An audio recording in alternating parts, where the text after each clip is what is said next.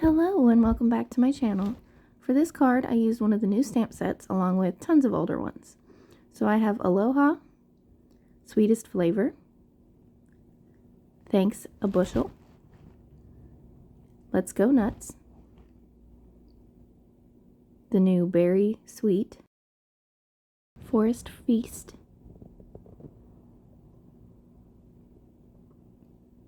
Rub-a-Dub, Critters in the Jungle, So Smooth,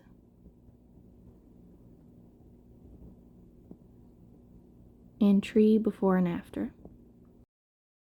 I went through all my stamp sets to find a bunch of fruits.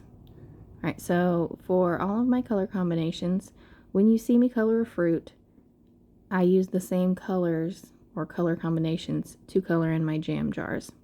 Now, I'm sorry if this particular thing irritates anyone. I have a lot of things stamped, and I'm not actually using everything that I stamped, because I could have tried to do like a one-layer scene card, but I did not have any masking paper, and I just was unsure of how many things I would need. And like for the cherries, you see the like little double circle things, those were actually bubbles that I added stems to, and then I remembered afterwards, like, duh, I have cherries. Like, I have a set that has cherries, why am I making them? So I didn't use those, but I did stamp them out. Now, so far you've seen me color blueberries, oranges, which were just bubbles that I stamped just for the round shape, and then strawberries, which here for the green, I'm not doing a whole lot. I did add a second color just so it didn't look quite so flat, but I don't know that you could really tell in the end. Now I have my cherries, and for all of my red fruits, I did try to give them all a slightly different look. So my cherries are darker than my strawberries, and then I also have some red apples that I add some yellow to make them look brighter. Alright, so here is my bananas. And obviously the scale here is a bit off because my bananas are very small compared to like the strawberries. So that kind of bothered me at first, and that's the reason that I didn't add watermelon to my scene, and now I kind of wish I had added watermelon to my scene because the scale's off anyway. Right here I'm using these smaller apples for my peaches, and this was really difficult for me because if you look at peaches, they're very, like, I don't know, they have a red color to them, they have a yellow color to them, and I had attempted to color them in that way, and they look just like apples. So I scrapped that and did pinks. Now for my pineapple, this one, I did bring in my Y11 to add a little bit of color variation to the top, but I'm keeping it pretty simple. I am just making a darker sort of diamond-ish shape in the center of each of the little segments, and then I added a dot of my darkest color right in the center just to make it look like it has more texture. Now obviously this isn't perfect, but good enough for me.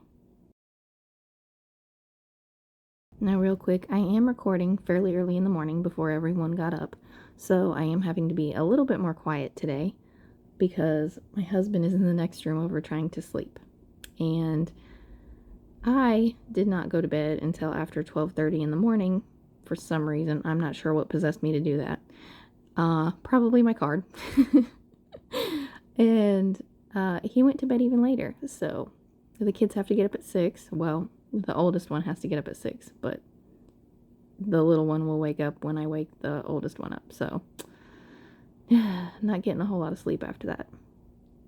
Alright, now I'm coloring my apples. I decided to do red apples, which, like I said, I added the yellow underneath just to make it look a little bit more different than the strawberries and the cherries. And then I have my green apples to kind of bring some more green in. And now I'm going to use an aqua color for all of my little fruit containers. I think these are adorable. This is one of the reasons that I did my card the way I did. And like, I love that stamp set. I am so going to use it like a ton. I know I am. But some of the items that I fell in love with, oddly, were not the strawberries, which, I mean, I love those, don't get me wrong. But it's these little fruit baskets, and the jam jars. Like, I don't know why I love them so much, but I do. So you will probably see them in lots of cards in the future. Of course, I stamped squirrels instead of mice. So here I'm about to color those. I just used the same color for each one of them. And the reason I did squirrels and not mice is for a couple reasons. One, check the name. Two, look at this little squirrel that I'm coloring. He looks so happy. Like, I just love it. And then three, I just had to be different. So I love the mice too, but I had to do the squirrels. All right, for my jam, like I said, any of the colors that I use, I've already used for previous fruits. Like, these were for my peaches, except for I didn't add yellow. And what I'm doing is just making a little, like, crisscross gingham sort of pattern on all of the little fabric covers for each one. And then as I am coloring the jam, I am just doing a solid color or a solid coat of the lightest color. I am taking my darkest color and kind of dotting it towards the bottom, bringing it up a little bit, and then mixing the two lightest and darkest with my mid-tone just to make it have some kind of color variation so it didn't look flat. So this is the same thing I did for each one. Now hopefully I explained that fairly well. It is still very early in the morning for me. I have not had coffee. I didn't even get a lot of sleep last night, so I'm trying. So please don't be too harsh. I do believe I left the coloring in for each of my jam jars, which I know is a lot because I have like 3 different shades of red/pink and then all the other colors of the rainbow. So it is going to take a little while. I just left it in because I didn't know if that was something anybody would want to watch. I don't know. Sometimes I enjoy watching people color, and then sometimes I don't have time. So if you don't have time, go ahead and just skip ahead.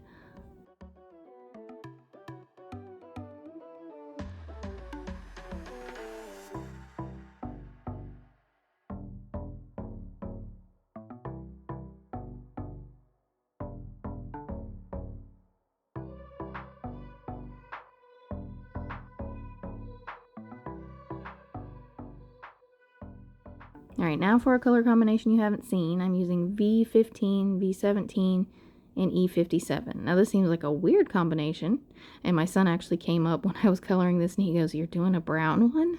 It's like, no, that would look kind of gross. The brown is to just darken my purple. So I layered it first, and then I put the V17 over it. And this just makes it look like a much darker purple, which is what I was going for. Now, I have not actually colored any fruits that were purple, but I am going to do a blackberry. So I stamped with the jellyfish ink these tiny little bubbles. And in order to create a somewhat blackberry look, I am just taking my lightest color and I am making little circles all around the stamped circle, and then I'm coloring in the whole thing. So circles all around the edges, they connect to each other, and then scribble on the inside.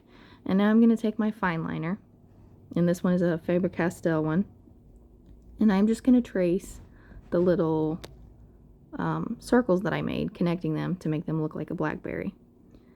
Then after that, this was something I really wasn't 100% sure of when I started, I am going to draw circles on the inside for the little individual pieces of the blackberry. Now, as far as coloring this, you can try to get some amount of detail in there. It is kind of difficult, and so I still use the same colors, and I did try to add some kind of shading and lighter spots to my blackberry, but again, this is not a super easy thing to do. Also, again, scale. It's not really to scale. So, I mean, these are some fairly large blackberries compared to some of the other fruits. So, if that bothers you, you can try to find something smaller to use, but I imagine lining that thing will be a nightmare.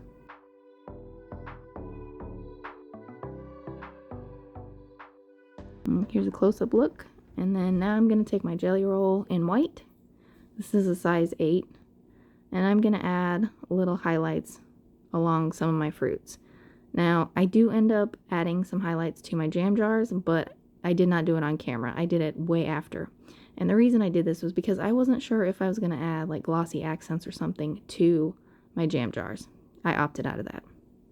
Alright, so now I have a few panels. I've got this little wood grain piece that I am using as like a table. And then I have the spiffy speckles in this like kind of aqua color that I am using. And then I have the new gingham paper. So I just wanted to make a tabletop, maybe a wall, and then it was framed in the yellow. Now here I am skipping the adding of the adhesive for all of these things. So I've already added my fruit to the little baskets, and now I am just adhering everything down with liquid glue. I already had a rough idea of where I wanted everything placed.